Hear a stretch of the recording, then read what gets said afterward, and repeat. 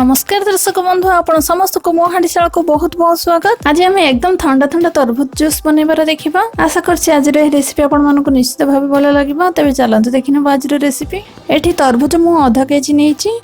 आकु मु एमते खंड खंड करिकि काटिकि रखिछि।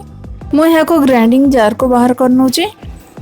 आपण चाहले एठी आइस क्यूब को यूज करि परंती, किंतु मु तरबुज को फ्रिज रखिथिले सेतले या ठंडा अछि सेतले कि मु आइस क्यूब देउनी। एबे एठी हमें 2टी लेंबूर रस को दे दबा, आउ किछि पुदीना पत्र को दे दबा, आउ आधा चम्मच कला लूण को एठी दे दबा। एबे हा को हमें ग्राइंड करनबा। एठी तरबुज को मु ग्राइंड करनिले। एबे हा को मु छाणी नउछि। एबे ही जूस को मु गोटे ग्लास को बाहर करनोछि।